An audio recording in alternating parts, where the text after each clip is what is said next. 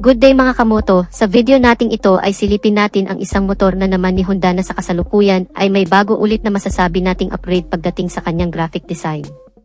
Hindi maipagkakailang napakamaporma na talaga ni Honda EDV 160 dahil sa concept design nito na pang dual purpose at nung inilabas nga ito sa merkado ay mapapansin natin na ito ay may katangiang matatawag nating decals or sticker minimalist, wala ito masyadong decals o sticker design at ang nakalagay lang ay ang emblem na Honda EDV 160 na may kasamang plate na HSTC na word sa harap. Kaya ngayon ang pinapauso naman ng Honda ay ang pag-produce ng mga astig at kakaibang mga decals design sa mga unit nito. Kaya naman panigurado ay may dahilan na naman tayo para ma-excite muli sa mga bagong labas na Honda EDV 160 na hinighlight na talaga ang paglagay ng sticker design sa motorsiklo. Sa pagkakataon namang ito, ang ginawa nilang konsepto sa sticker design ay walang iba kundi ang Marvels. Ang ilan nating paboritong Marvel superheroes ay nasa motor na. Talaga nga namang sinimulan ng Honda ang taon na ito with a little bit of twist. Akalain mo yun paboritong motor ng karamihan ngayon dito sa Pilipinas ang Honda EDV 160 ay meron na namang bagong update at yan ang ating abangan. So recently nga lang si Honda ay nakipag-partnership sa Marvel at heto nga dahil sa partnership nila, nabuo ang mga bago na namang aabangan natin ng mga motorsiklong bersyon ng EDV 160. Ito ang mga limited edition ng Honda EDV 160 para sa taon na ito. Dito sa kanilang limited edition ay may dalawang pagpipilian. Una itong naka-Iron Man concept, pangalawa itong Captain America concept naman. Kuhang-kuha talaga ang pormahan ng paborito nating mga karakter sa Marvel, lalong-lalo na itong Iron Man concept, mula sa mga emblem, sa disenyo ng kulay accent, logo decals, lahat-lahat na. Nakakapanabik lang at sa update na ito equipped pa rin ni Honda ng kanilang HSTC or Honda Selectable Torque Control. Alam mo ba yung mga sitwasyon na kung saan nadudulas yung mga gulong natin sa mga mabasa o mga mabuhangin na daanan? Sa motor na ito, maliit na lang ang tsansa sa mga ganyan dahil ito lang naman ang bersyon nila ng traction control system. Ang teknolohiyang pinagsasabay ang ikot ng dalawang gulong ng motor sa mga pagkakataong may madetect itong abrupt na pagbabago sa ikot ng isa, nang sa ganun maiwasan ang pag-shed o ang pagkadulas ng gulong.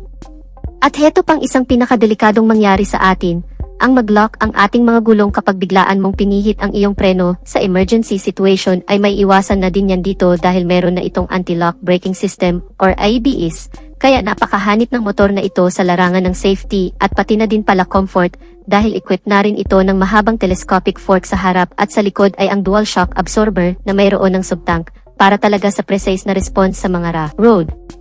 So perfect talaga ito kahit sa ang terrain, mapa-urban ride man yan o mapa-offroading. Meron din itong USB charging port, may front pocket at front glove box na din.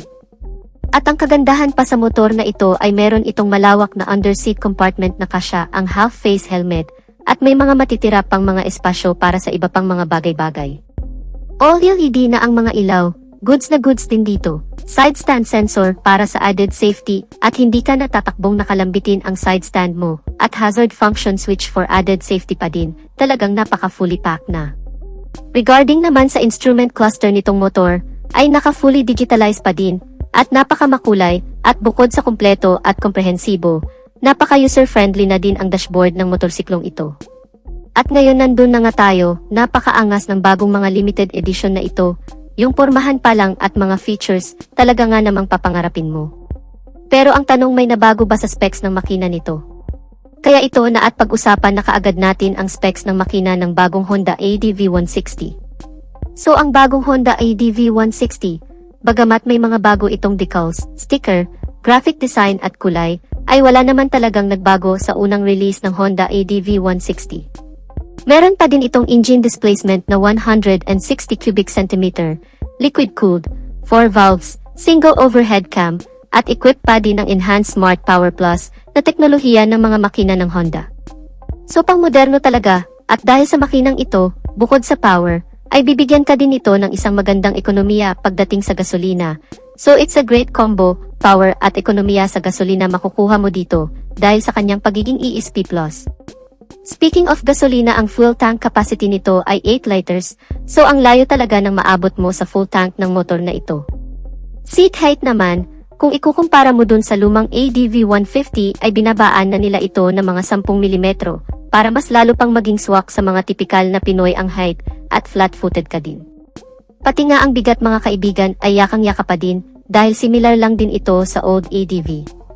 Sa kabuuan ang panibagong update na ito ng mga Honda ADV 160 unit ay kulay lang naman talaga at kung ano man yung mga features nila nung unang release ng 160cc ADV ay ganun pa din naman ang motor na ito pero dahil nga limited edition ito, paniguradong pahirapan din ang paghahanap ng mga dealers kung saan available ito.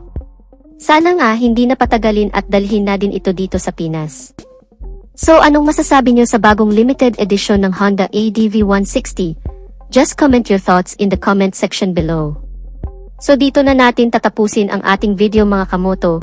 Huwag kalimutang mag-subscribe, like and share.